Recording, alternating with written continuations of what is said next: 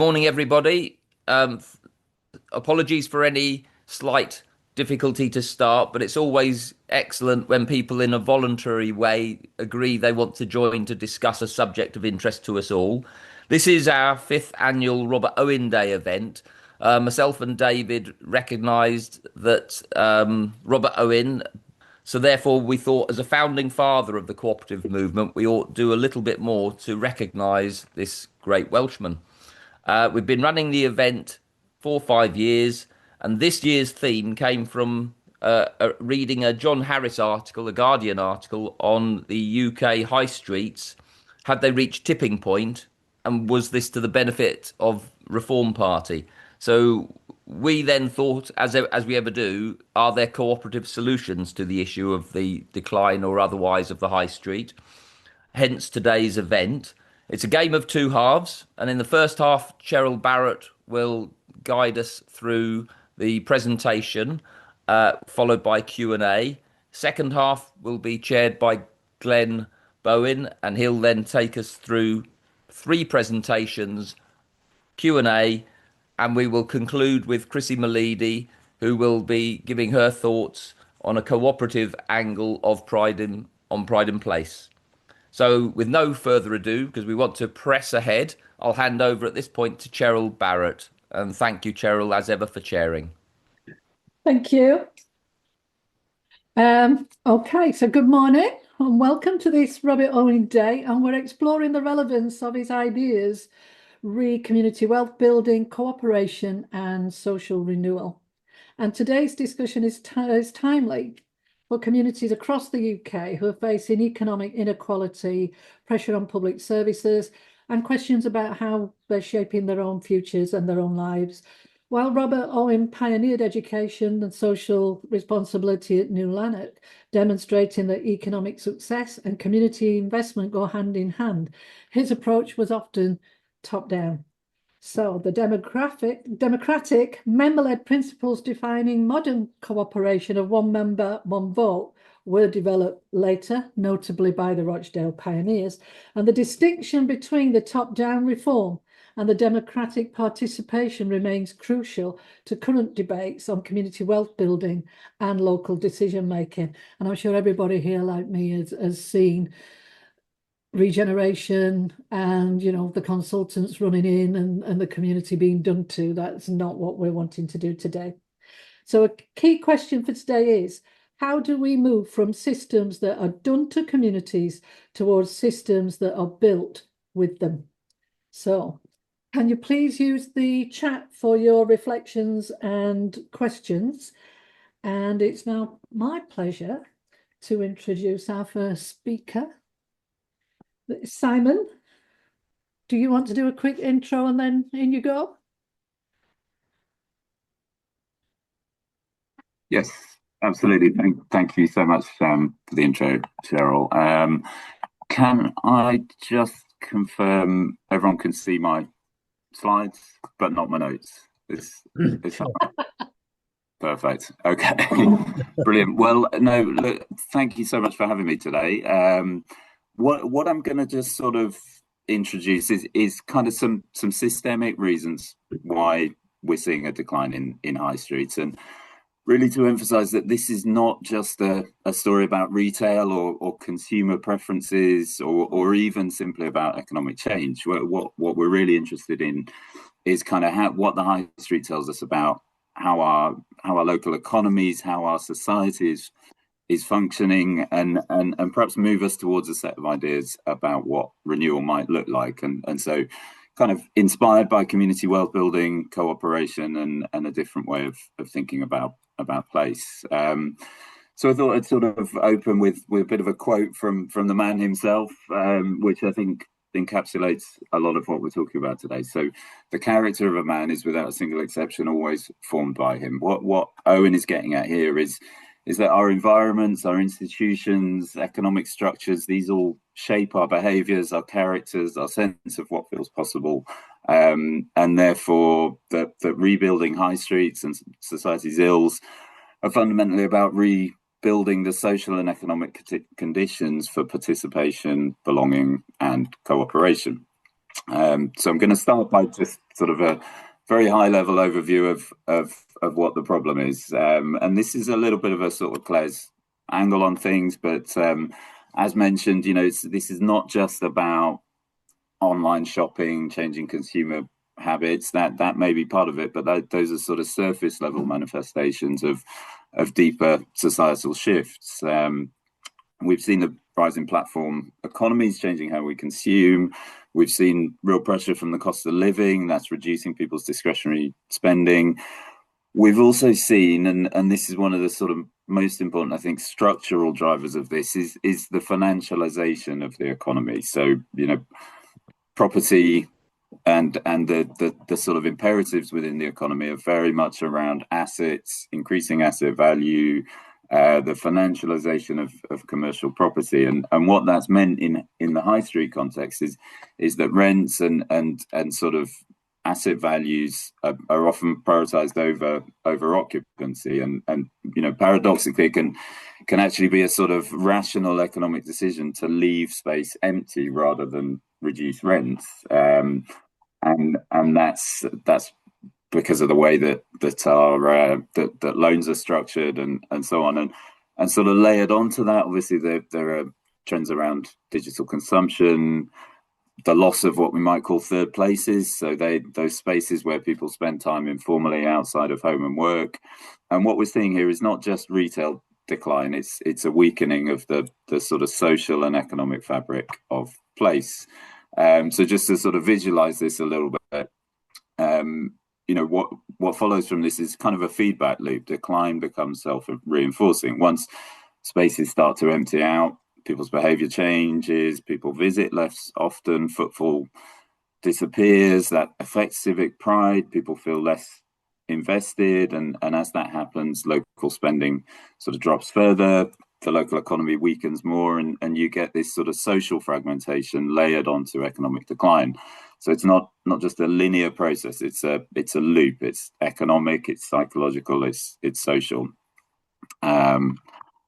Okay, so what do we do about it? So if the decline is systemic, the response also has to be systemic, and that's where I want to bring in community wealth building. So at its core, community wealth building is really about rethinking how local economies function. So rather than allowing wealth to flow out of places to distant owners and investors, it asks us, how can we retain and recirculate it locally? And this is about deliberate actions by local anchor organizations to stimulate the kind of economy that we want. So those levers might be supporting local ownership, local procurement, improving paying conditions, but also crucially sort of helping to stimulate democratic participation, and ensuring that people have a genuine say in how the economy operates. So ultimately, it's about making sure that economic activity benefits people who live in a place. And what this can create is sort of the opposite of that loop we saw earlier. So instead of a decline reinforcing itself, you start to get positive feedback loops. So that local spending starts to go into the local economy, it starts to circulate, that generates more jobs, more pride, more participation. You have policies and actions that stimulate local ownership, the community right to buy, asset transfers, and so on, social value leases on property. And once you start to see this, then that strengthens both the economy and the social fabric at the same time. Starts giving people the economic means as well as the sort of social confidence to try new things, to bring all of themselves to our shared civic life. So it's very much a rejection of the idea that we are all isolated consumers seeking to maximize our self-interest, and sort of tries to work from a conception of citizenship as participation. It definitely recognizes that local anchors, whether that's local government or other major employers, other local institutions, they have a major role in shaping places. And so although a lot of people on the call probably find frustration with dealing with local institutions at times, the actions that those local institutions can take really do shape what's possible in a place. So in Preston, we've seen measurable impacts on health and well-being over the course of their community well-building programme. Things like a 9% reduction in antidepressant prescriptions. So that really just shows how interconnected economics, health and well-being are, and what a profound impact we can make if we start from a different point of view. So really important part of this is ownership, and given that sort of private ownership is one of the sort of key drivers of this sort of narrowing of our social muscles and our economic muscles. So cooperatives and community-owned organisations have a major role because they do something really simple but very powerful. They lock wealth, ownership, and decision-making into a place. They prevent what we might call extractive exits, where value's created locally but captured elsewhere. They build social capital. They give people a stake and a reason to participate. And so they start to shift the logic of the system from short-term profit to long-term stewardship. People learn by doing. They start to experience what it is to collaborate, govern, and act collectively. So we're going to hear later today from some brilliant examples of this. Just wanted to sort of throw a few in the mix, but these are all really examples that are seeking to rebuild the common life of the high street. We've got social value leases being given in places like Space 4 in Islington. Amazing stuff going on at Hastings Commons. A community benefits site with an ever expanding portfolio of assets in what was previously quite a rundown neighbourhood in Hastings. Meanwhile, in Oxfordshire, ideas around public restaurants coming back into view. The Rochdale Mayoral Development Corporation, which is seeking to embed genuine community leadership and decision making into its governance and objectives. And then ideas around sort of public commons partnerships. We've got the Ward's Corner community plan. So you're going to hear more about the detail of some of these examples, but I think it's interesting and worth saying that often these examples can feel like they're swimming upstream. They're working against a set of sort of system habits and processes that can make this feel very difficult to do. And I think sort of central to that is our kind of institutional lens of value and what we value, and the processes that sit behind that can find it very difficult to work with this. So I think fundamentally it shouldn't be this hard. I think there's a lot of agreement as to what needs to happen and what people want to see. And so I'm just going to touch on in the final section a couple of areas where I think there are sort of genuine opportunities for renewal. So one of the big policy areas at the moment is the Pride in Place programme. It's in a lot of places. I think it's fair to say this is being misunderstood. It's sort of being understood as a kind of cosmetic agenda about sort of tidying up public space.